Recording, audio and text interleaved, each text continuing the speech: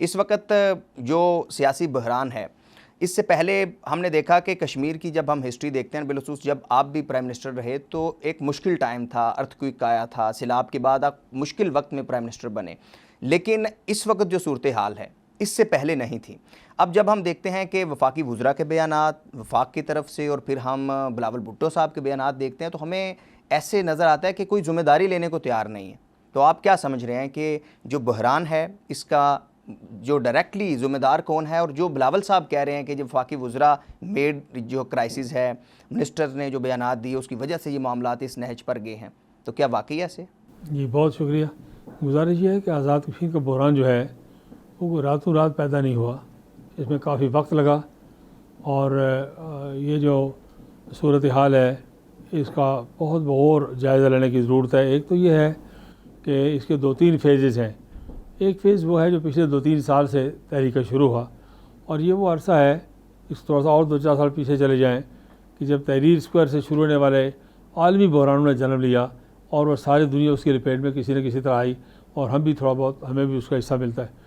उससे थोड़ा सा और पीछे जाएँ तो जो 10-15-18 साल का अरसा है, इसमें आज़ाद कश्मीर में एक तो यह है कि रियासती सियासत का बिल्कुल ख़ात्मा कर दिया गया मरकज़ी हुकूमतों के ज़ोर से, और गैर रियासती सियासत और इक़्तिदार की पॉलिटिक्स जो है उसके जोड़ तोड़ में सारी कौम को लगा दिया गया, और उसमें पार्लिमानी बहरान आए, बार बार हुकूमतें तब्दील हुई, और वो एक ऐसा खला पैदा हुआ, वो भी इसका सबब है। लेकिन इससे भी अगर आप पीछे जाएँ तो आपको अंदाज़ा होगा कि आज़ाद कश्मीर का जो ख़ित्ता है, गिलगित बल्तिस्तान हो या पाकिस्तान के और कई इलाके भी हैं, लेकिन ये इलाका ख़ास तौर पे जो है ये दुश्मन की नज़र में हमेशा से रोज़ अव्वल से चुभता है।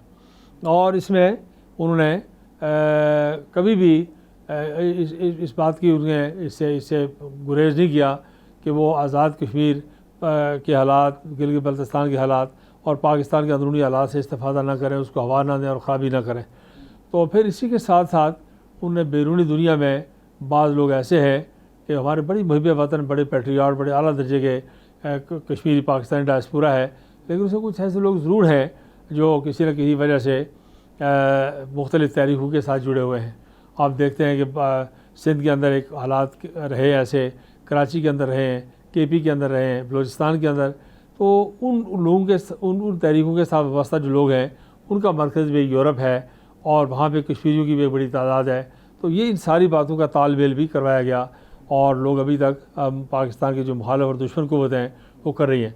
तो इस सारी बात को इस तवील पस मंज़र में देखने की ज़रूरत है। ये सिर्फ़ ऐसा नहीं है कि आज़ाद कश्मीर का मौजूदा बहरान, ये कहना बिल्कुल मरकज़ी वज़रा के बयानात का उन्होंने किसी बात में थोड़ा इजाफ़ा किया हो, किसी बात में नहीं कह सकता। लेकिन बिलावल भुट्टो साहब बड़े काबिल एहतराम कदावर शख्सियत हैं, बड़ी पार्टी के सरबराह हैं, लेकिन ऐसा नहीं है, मेरे ख्याल के मुताबिक ऐसा नहीं है। उनकी अपनी मालूमात हैं, वो उनको अपनी राय का हक़ है, लेकिन मेरा नहीं ख्याल कि मरकज़ी हुकूमत के वज़रा के बयानात की वजह से ये बहरान पैदा हुआ हो। वो लोग जो बातें कर रहे हैं, देखें ना, मरकज़ी वज़रा ने तो उनकी नाजायज़ बातें भी मानी हैं, उनको वो कंसेशन दिया जो सारे मुल्क में, पाकिस्तान हिंदुस्तान में कहीं नहीं दी जा सकती। अब मरकज़ी वज़रा ने तो कत्ल की FIR माफ़ करने का फ़ैसला किया, प्रॉपर्टी की डेट 2 अरब 3 अरब रुपये की डिस्ट्रक्शन है, वो उससे दस्तबरदार हुए, और 177 FIR जो हैं उनको वापस लेने का मुतालबा किया, बिजली सस्ती की, आटे पर सब्सिडी दी। तो मरकज़ी हुकूमतें के जो लोग जाते रहे, और वो मुस्लिम लीग के थे या पीपल्स पार्टी के थे या बाकी लोग थे, तो उन्होंने अपने तौर पर बड़ी कोशिश की है इन सारे लोगों से बात करने की। और ये सारे लोग भी ऐसे नहीं है, ये बात समझना चाहिए कि आज़ाद कश्मीर के लोग 99% से ज़्यादा मुहिब वतन लोग हैं, प्रो पाकिस्तान हैं, कश्मीर बनेगा पाकिस्तान पर यकीन रखते हैं।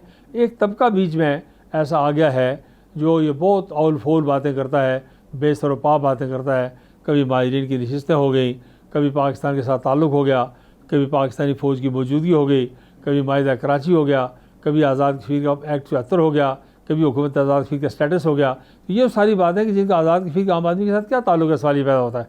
तो इस तरह इस बहरान को अगर आप देखें तो फिर इसको मर्रावार देखना पड़ेगा कि 2-3-4 हिस्सों पर फैला हुआ है। बिलावल भुट्टो ज़रदारी कश्मीर में मौजूद हैं और वो कह रहे हैं कि कोई दरमियानी रास्ता निकलना चाहिए, तो क्या आप समझते हैं कि वो इसमें कामयाब हो पाएंगे, कोई दरमियानी रास्ता निकाल पाएंगे, और क्या हो सकता है दरमियानी रास्ता? देखिए, दरमियानी रास्ते की बात यह है कि सारे अमल में 2 तरह के लोग शरीक हैं।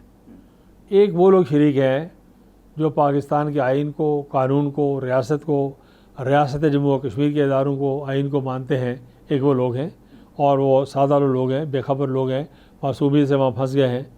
एक वो तबका है महदूद सा जिन्होंने ऐलान किया है कि वो आइन को, पाकिस्तान को, पाकिस्तानी फ़ौज की मौजूदगी को, आज़ाद कश्मीर, हुकूमत आज़ाद जम्मू कश्मीर की रिट को, किसी बात को मानने के लिए तैयार नहीं है। एक वो तबका है। अब ये बिलावल भुट्टो साहब खुद बेहतर बता सकते हैं कि इस तरह के जो तबकात सिंध की और कराची के अंदर हैं, क्या वो उनके साथ मुज़ाकरात करने के लिए तैयार हैं? क्या उनके साथ आइन और कानून के अलावा कोई दरमियानी रास्ता निकालने के लिए तैयार हैं? अगर कोई फार्मूला ऐसा है जो सिंध में या कराची में काम कर सकता है तो उसको आज़ाद कश्मीर में भी ज़रूर ट्राई करें, KP में भी ट्राई करें, पंजाब में भी ट्राई करें। लेकिन अगर वहाँ और बाकी सारे मुल्क में आप आइन और कानून की बात करते हैं और रियासत के रिट की बात करते हैं कि वो बहाल होनी चाहिए, देखिए लोग करते क्या हैं ये भी तो मालूम होना चाहिए ना। बात यह है कि कुछ लोगों ने आम आदमी का रास्ता बंद किया हुआ है। आप अस्पताल नहीं जा सकते, मार्केट नहीं जा सकते, मस्जिद नहीं जा सकते, मदरसे नहीं जा सकते, कब्रिस्तान नहीं जा सकते, खुशी गमी में नहीं जा सकते, रिश्तेदारों के यहाँ नहीं जा सकते, शादी ब्याह में नहीं जा सकते। तो वो जो रास्ते बंद हैं वो इंतज़ामिया खुलवाना चाहती है, खुलवा रही है, कामयाबी से खुलवा रही है। और इधर से कुछ लोगों ने, एहतजाज करने वाले लोगों ने, कलादम तंजीम के लोगों ने तशद्दुद करके 1-2 जवान शहीद कर दिए, सिविल आबादी के 1-2 लोगों को नुकसान पहुँचाया। तो अब ये सवाल ये पैदा होता है कि किसके साथ दरमियानी रास्ता आप निकालना चाहते हैं। अगर तो आप मुहिब वतन शहरियों के साथ रास्ता निकालना चाहते हैं तो बिलावल भुट्टो साहब बिल्कुल ठीक कर रहे हैं, 100% ठीक बात है। जो लोग आइन कानून से बगावत कर चुके हैं, कलअदम हैं, दहशत गर्दी के वाक़ात में मुलव्वस हैं, उन लोगों के बारे में तो फिर बिलावल भुट्टो साहब को बेहतर रहनुमाई करनी चाहिए कि आइन और कानून की बालादस्ती के अलावा और कौन सा रास्ता है इंसानी मज़हब, इंसानी दुनिया में। मैं आज़ाद कश्मीर पाकिस्तान की बात नहीं करता, मैं कहता हूँ 195 ममालिक में जो सबसे कम कोई दर्जे का मामला है वो तलाश करिए, नरम मामला वो तलाश करिए और उसको देखिए, आज़ाद फिर ट्राई कीजिए, बहुत अच्छी बात है। बिलावल भुट्टो ज़रदारी ने कहा है कि हमारे जो कैंडिडेट हैं वो अपने हलकों तक नहीं जा पा रहे, इस कदर हालात कशीदा हैं। तो आप क्या इलेक्शन को पुरअमन देख रहे हैं, पुरअमन होता हुआ? देखिए, इलेक्शन जो है वो कभी भी ज़रूरत से ज़्यादा पुरअमन नहीं होता। आज़ाद कश्मीर में ज़ल्ज़ला आया था, 46,000 लोग हमारे शहीद हो गए थे, उसके बावजूद इलेक्शन हुआ और मैं ख़ुद प्राइम मिनिस्टर बना। तो उससे पहले भी जो इलेक्शन होता रहे, पंजाब सिंध में सैलाब आया, आपने देखा कि इलेक्शन होता रहा। मकबूजा जम्मू कश्मीर में कर्फ्यू लगा हुआ था, फौज थी, इलेक्शन हुए, उन्होंने करवाए। ईरान इराक की जंग थी, ईरान में 3 इलेक्शन हुए। तो सवाल ही पैदा होता है कि जो डेमोक्रेटिक प्रोसेस है उसको आप सिर्फ लॉ एंड ऑर्डर के साथ, और लॉ एंड ऑर्डर के लिए आप फौज क्यों बुलाते हैं, आप रेंजर्स क्यों बुलाते हैं? इसलिए कि आप मुतालबा करता है इलेक्शन कमीशन, सिविल एडमिनिस्ट्रेशन क्या दिया है कि ये हालात हल्के के ठीक नहीं है, फ़लाँ हल्के में आप इजाफी फोर्सेस भेज दें। तो ये तो आपको लॉ एंड ऑर्डर कायम रखना होता है।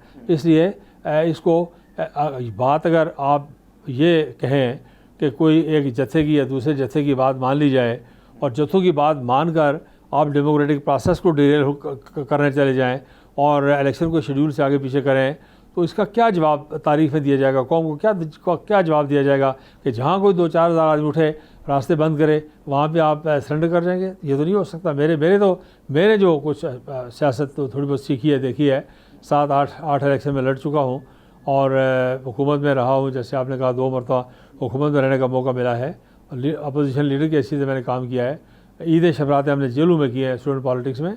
तो ये मुझे नहीं अंदाज़ा कि इन बातों में दरमियानी रास्ता क्या निकल सकता है। इस वक्त एक तबका पाकिस्तान को गाली दे रहा है, पाकिस्तानी फ़ौज को गाली दे रहा है और कह रहा है कि पाकिस्तानी फ़ौज निकल जाए, हिंदुस्तानी फ़ौज को हम देख लेंगे। ज़रा मुतालबा तो देखें आप कि पाकिस्तानी फ़ौज निकल जाए, यानी अब मैं तो नहीं कह सकता, लेकिन अगर उन्होंने कोई बुरी बात कहनी है तो चले कम दर्जे के बाद ये कह सकते हैं नहीं पाकिस्तानी हिंदुस्तानी फ़ौज निकले। मेरे लिए तो निकलने का सवाल ही पैदा नहीं होता। मैं तो समझता हूँ कि अक़वाम मुत्तहिदा की करारदादें हुकूमत पाकिस्तान को पाबंद करती है।